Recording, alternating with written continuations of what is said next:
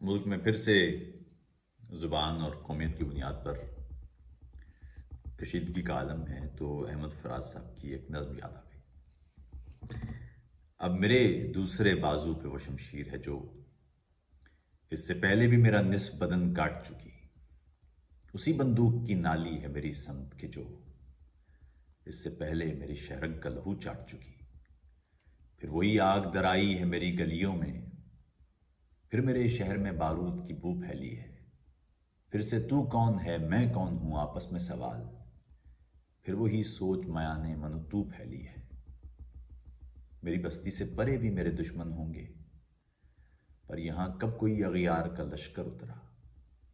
آشنا ہاتھ ہی اکثر میری جانب لپکے، میرے سینے میں صدا اپنا ہی خنجر اترا، پھر وہی خوف کی دیوار تذبذب کی فضا، پھر وہی عام ہوئیں اہل ریا کی باتیں، نعرہ حب وطن مال تجارت کی طرح، جن سے ارزاں کی طرح دین خدا کی باتیں،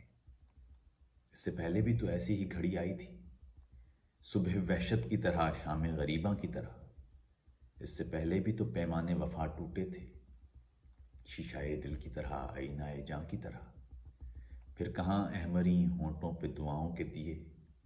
پھر کہاں شبنمی چہروں پہ رفاقت کی ردا، سندلی پاؤں سے مستانہ روی روٹ گئی، مرمری ہاتھوں پہ جل بجھ گیا انگارے ہنا،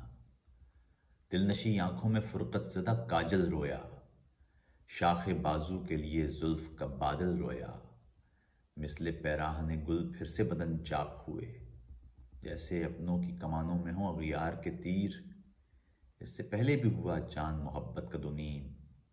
نو کے دشنا سے کھچی تھی میری دھرتی پہ لکیر، آج ایسا نہیں ہونے دینا، اے میرے سوختہ جانوں میرے پیارے لوگوں، اب کے گر زلزلے آئے تو قیامت ہوگی، میرے دلگیر میرے درد کے مارے لوگوں، کسی غاصب کسی ظالم کسی قاتل کے لیے خود کو تقسیم نہ کرنا میرے سارے لوگوں۔